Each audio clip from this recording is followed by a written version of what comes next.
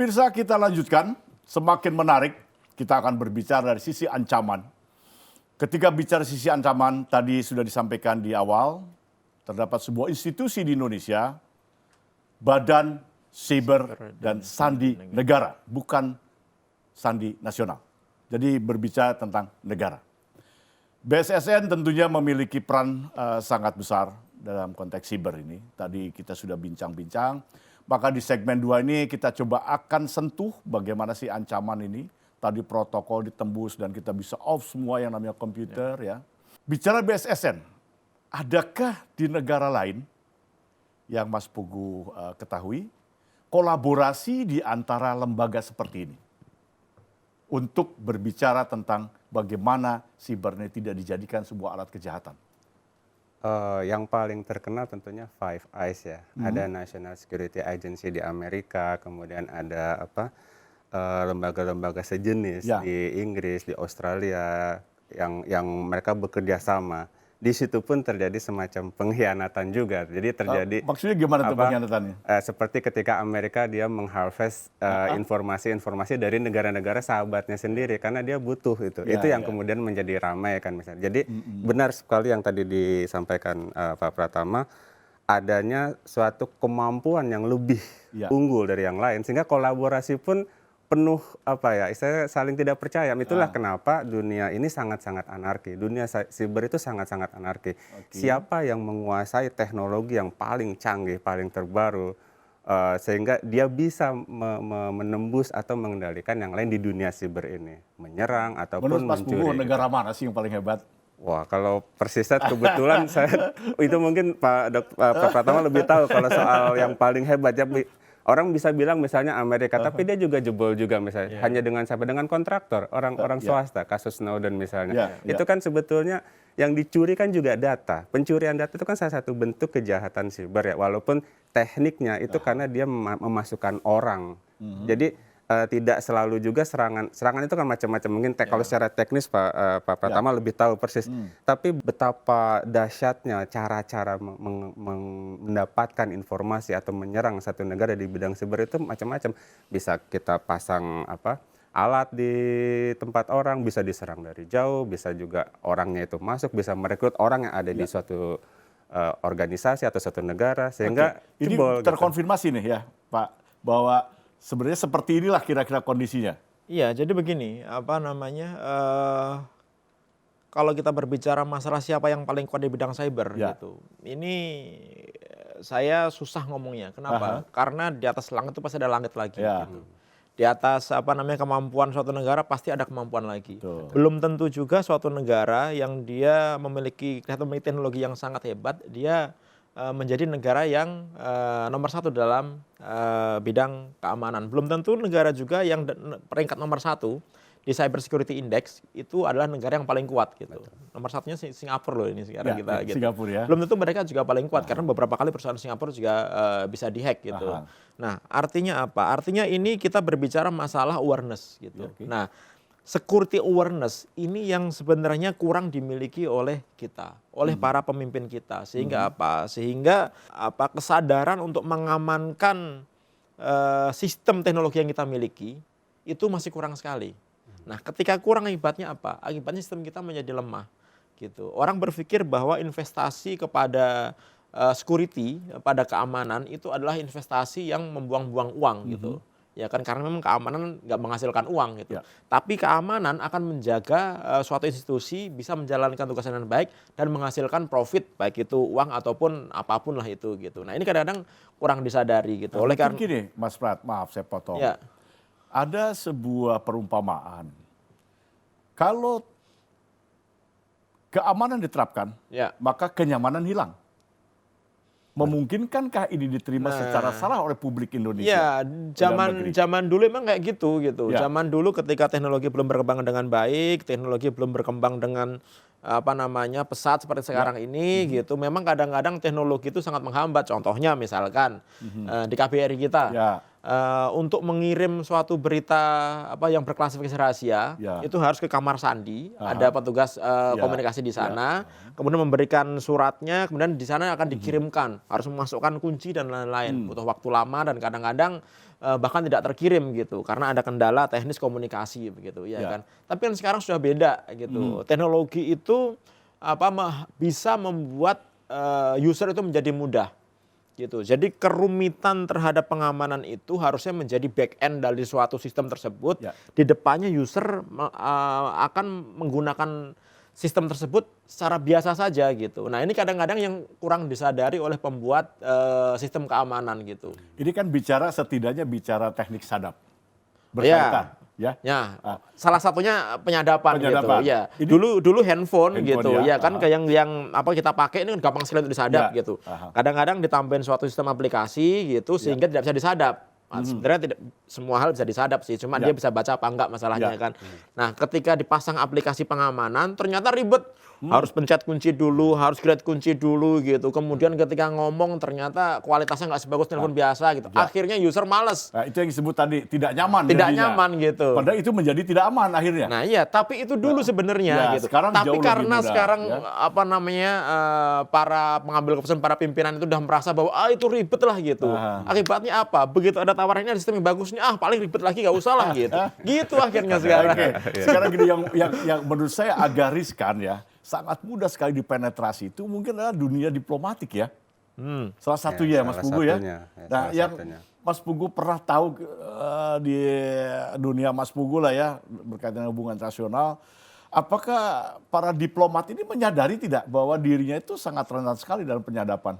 Diplomat itu salah satu target dari siapapun, apakah itu perusahaan, apakah itu negara, karena dia pasti punya banyak informasi, akses, dan dia bisa melancarkan suatu keinginan. Sumber informasi sumber informasi, betul sekali. Jadi benar sekali tadi yang disebut awareness, kewaspadaan seorang diplomat atau siapapun, ASN, tentara, polisi, itu harus ditingkatkan di bidang cyber. Kenapa? Karena pada akhirnya orang yang menggunakan, orang yang ceroboh. Seringkali terjadi orang yang ceroboh, termasuk ketika kita bekerja sama, kita membeli suatu alat, kemudian mempekerjakan orang. Nah itulah, makanya perlu ada security protocol ya. Ada satu langkah-langkah yang kalau ini juga tidak nyaman sebenarnya. Tapi itu harus ditempuh, ada tahapan-tahapan sehingga seseorang itu dia menjadi aware. Misalnya contoh seorang diplomat, dia menerima email, menerima email,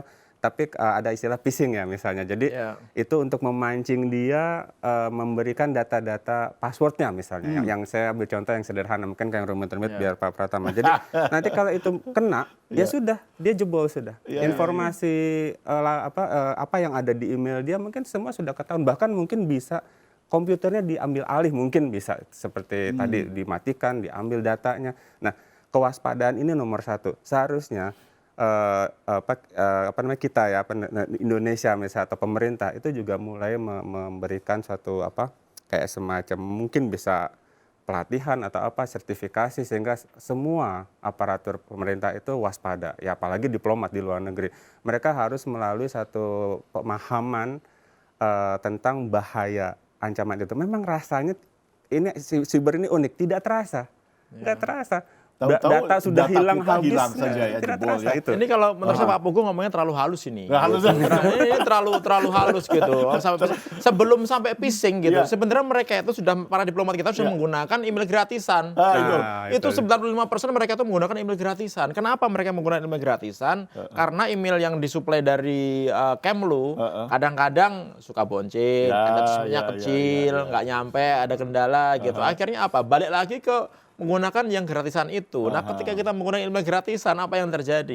Sebenarnya kita begitu send, nggak usah send lah, kita buka, kita upload gitu, sebenarnya udah masuk ke sana gitu.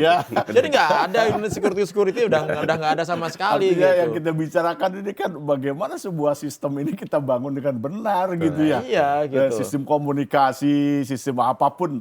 Nah, salah satunya seperti ini. Dunia tadi contohnya Kementerian Luar Negeri ya, kalau kita boleh ambil contoh seperti itu. Nggak hanya Kemlu aja sebenarnya. Iya, banyak. DPR, coba semua, mau pakai email Gmail semua. Bahkan pas Pampres coba sekarang coba ditanyakan, masih menggunakan email gratisan apa enggak sekarang gitu. Nah ini kan sangat bahaya sekali gitu, apalagi ketika kita berbicara masalah istana kepresidenan. ya kan? Presiden menggunakan email gratisan gitu. Yang janganlah gitu. Masa Bener nggak kira-kira Mas Pugu di dunia HI ini gimana bisa gitu? juga terjadi seperti ini nih? Kalau soal email gratisan saya detailnya kurang paham. Terus saya Tapi harus kira-kira ada lah ya Ya, digunakan. tapi logikanya begini, dunia yang anarki tadi, siapa yang memprovide email itu, Ya. dia secara teori bisa membacanya. Heeh. Tapi kan Bukan secara teori Pak Pugu, udah pasti bisa membacanya. Oke, oke, kita pastikan kita ikuti pakarnya kan dipastikan bisa dibaca. Bisa dibaca. Problemnya bukan problemnya, selanjutnya yang perlu kita tanya adalah apakah data itu kemudian disetor ke negara sumber dari provider Ya. email gratis ini atau tidak? Kan Ya itu, pasti di store gitu. Karena ada program Prisma di Amerika. Ya. Semua perusahaan yang ada di Amerika itu wajib memberikan informasinya jika Sebagai backdoor. diminta oleh pemerintah Amerika Oke. gitu. Baik Microsoft, kemudian Facebook, ada Instagram, ada WA di situ ya, ada Twitter, ada Apple dan lain wajib memberikan gitu. Karena untuk backup tadi. Ya emang sistem yang aturannya di mereka negara bangun. sana. Selama you kerja bikin usaha di Amerika, you kasih kita gitu, ya kan? Di Indonesia memungkinkan nggak? Nah, Mas di Pratama? Indonesia Nah, kita ini mohon maaf gitu. Ya. Kita ini tidak punya bargaining power untuk melakukan itu. terhadap siapa? Terhadap pemilik-pemilik aplikasi besar itu yang sudah Iya, kalau iya. saya bilang menjajah Indonesia. Saya sebenarnya pakai baju hitam ini juga kayak gitu. Kita ini sebenarnya saya mau menyatakan bahwa kita ini dijajah. Tapi kita dijajah, tapi kita tertawa-tawa, bahagia, bersuka cita gitu. Karena kita dijajah dengan senang hati. Kita dijajah dikasih media sosial gratisan, dikasih email gratisan, dikasih cloud gratisan, semuanya gratis gitu untuk kita. Dan kita sekarang sehari-hari menggunakan itu. Oke. Kita sekarang ini lebih baik nggak makan daripada nggak buka medsos gitu. Artinya apa? Kita sangat tergantung. Sudah ada dengan itu. ketergantungan ya. Nah, Luar kita biasa tahu ya. sendiri bahwa zaman dulu ketika kita mau mencuri informasi, kita harus belajar ilmu hacking, belajar ilmu jaringan dan lain-lain. Sekarang enggak. Kita ini dengan rela memberikan segala informasi yang kita miliki gitu kepada pemilik-pemilik layanan tersebut yang kita tidak tahu sebenarnya mereka ini dikemanakan data-data kita. Ya kan. Oleh karena itu saya bilang kita ini dijajah. Yang kedua adalah kenapa saya tadi bilang tidak punya bargaining power. Ya. Contohnya, beberapa tahun yang lalu kita dapat info ada 1 juta lebih akun Facebook masyarakat Indonesia yang bocor gara-gara Facebook. Ada kasus Cambridge Analytica kalau masih ingat gitu. Nah, kemudian Kominfo mengajukan kepada Facebook, kita mau ikut investigasi dong, bener apa enggak gitu. Saya itu mengajukan, Polri juga mengajukan kita jadi masuk timnya dong gitu. Tapi sama Facebook bilang apa? Enggak usah. Kita investigasi sendiri gitu. Akhirnya banyak tuntutan, akhirnya kita melaporkan nih. Ya. Melaporkan Facebook ke pengadilan, ya kan? Pengadilannya di Indonesia. Indonesia. Karena ada Oke. kantor representasi Facebook di Indonesia. Aha. Panggilan pertama, kedua, ketiga nggak hadir sama sekali gitu. Artinya apa? Kita ini nggak dianggap gitu. Kita ini dicuekin gitu. Terus apakah ketika kita dicuekin kita mau bilang oke, kita blokir Facebook? Nggak mungkin juga. Pengguna Facebook di Indonesia udah 130 juta lebih. Ya kan, pengguna Instagram udah 86 juta lebih sekarang di sini. Belum pengguna WA, hampir semua orang menggunakan WA. Jadi ada dua sisi Kalau yang sampai diblokir apa yang terjadi? Itu mungkin demonya lebih besar dari 212 itu. gitu ya. Karena orang-orang udah menggunakan Facebook, udah menggunakan Instagram untuk jual, untuk bisnis gitu kan. Nah, ketika kita menuntut mereka tolong dong kasih info kita masalah kebocoran ini. Akhirnya mereka bilang apa? Nggak ada kebocoran di Indonesia gitu.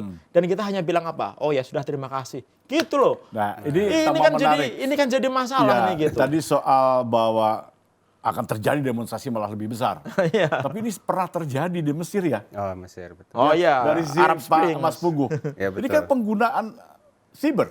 Lewat Twitter, Oke. Twitter dan sebagainya. Tuh, sebelum penjelasannya. saya ke Arab Spring, saya mau tambahkan sedikit, benar-benar bahwa faktor negara, Ya. kekayaan negara, kekuatan negara, penguasaan teknologi itu sangat penting, Ya. terutama di bidang siber ini. Sebagai contoh misalnya, perusahaan-perusahaan yang berbasis di negara-negara Barat, Aha. itu kan menguasai sebagian besar. Tapi apa yang dilakukan Cina sekarang? Dia membuat sendiri. Google nggak bergerak di Nggak sana. bergerak. Itu kuncinya, kemandirian itu. Dengan adanya kemandirian sistem di satu negara nggak bisa. Sehingga tidak mungkin terjadi engineering gerakan masyarakat demonstrasi di Cina. Jadi, Gitu. saya Jadi- tidak menyimpulkan, hanya kira-kira analisa bahwa Indonesia harus seperti itu. Ke depan. Sebaiknya kalau kita punya kemampuan kita kembangkan yang seperti itu. Kembali ke tadi Arab Spring, ini kan sebagai dampak. Betul. Nah, kalau ini adalah yang disebut dengan engineering sosial menggunakan teknologi Teknologi siber. siber. Jadi mengorganisir orang sebanyak itu ya, saya nggak tahu waktu itu jumlahnya sangat banyak di Tahrir Square itu. Jadi bagaimana caranya? Ya paling cepat itu tadi karena sudah terkoneksi.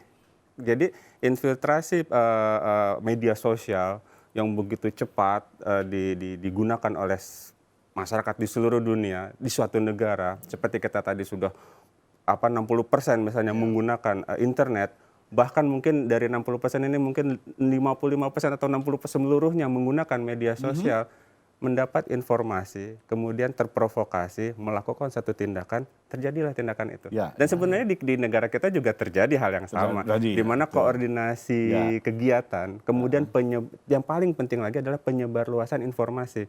Begitu cepat sampai Masif ya? Masif, sangat cepat. Karena itu entah hitungannya apa, saya nggak tahu hitungannya juta atau apa, itu cepat sekali tersebar. Sepanjang mereka berhasil membangun satu networking yang bagus, dan itu dilakukan memang oleh para aktivis oposisi, semua melakukannya. Saat ini semua melakukan itu. Oke, jadi sementara kita sepakat bahwa penggunaan siber internet itu bisa mengancam keamanan nasional, ya. Ya. Baik, di segmen 3 kita akan bahas itu. Oke. Kita break sebentar. Terima kasih. Ya.